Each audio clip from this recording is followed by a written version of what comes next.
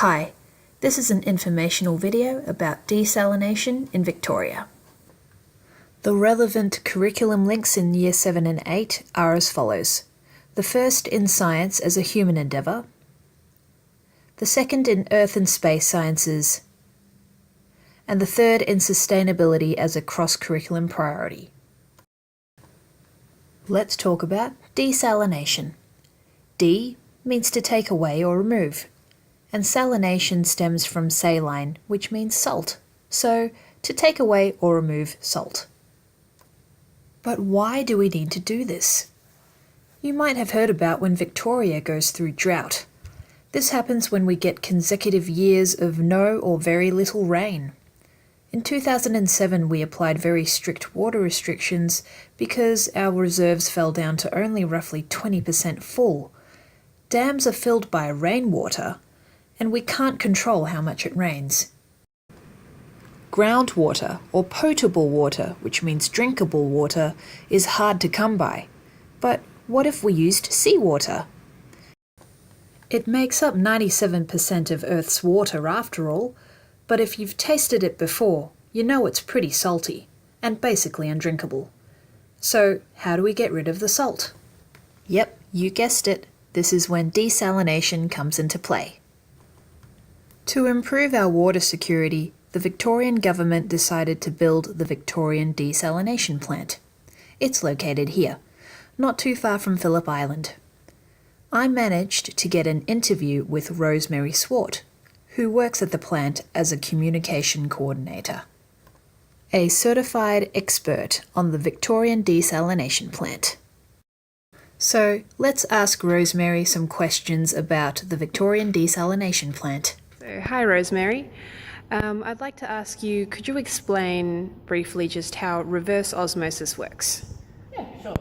So reverse osmosis is the reverse of osmosis. And osmosis is a process where water will naturally cross a surface that just water can go through, and water likes to move towards where salts are concentrated, so it'll move through to where there's a concentration of salts to try and dilute it, so you end up with an equal dilution on both sides of this surface.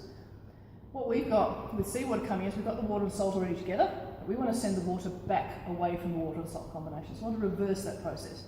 It doesn't want to go, so if we apply a lot of pressure to push it past that point of not wanting to go, so overcome that resistance, we can make it go the other way. So basically, I asked Rosemary about reverse osmosis because it is the core technology in desalination. Remember that the semi-permeable membrane is like a film that only water can move through. The holes are smaller than the thickness of a human hair, and this is why it requires so much pressure to push the water back the other way. But this is called reverse osmosis. Now let's ask Rosemary what happens to the brine, or the salt, that gets left behind from reverse osmosis.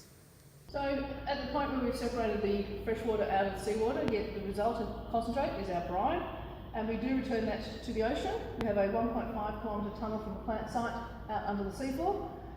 At the end of that we have two outlet structures, and the brine is pushed out through those two outlet structures. They're solid concrete, they're 9 metres across and 5 metres tall, with a series of nozzles arranged around them. The brine is pushed out through those nozzles. It generates a mixing current, which means it mixes very rapidly with the surrounding ocean water, and within a distance of about 80 to 100 metres radius of those structures, it's mixed back to background salinity concentrations. Following on from Rosemary's explanation, the mixing of the brine back into the ocean is very important. If it's not mixed and just dumped into the ocean, the high salinity levels change the living conditions for fish and other species. This affects their development, larva and egg survival, and also breeding habits. So even though we have this great technology to generate more potable water for society, we need to be responsible and accountable for our actions. Luckily, the Victorian Desalination Plant is constantly monitoring salinity levels in and out of the mixing zones, making sure the fish and wildlife are happy and healthy. As an extra take-home message, we should remember that water is a precious resource. Although we may have technology to make sure we have enough water, we still should not waste it. We only have one Earth. Thanks for watching. See you next time. Bye.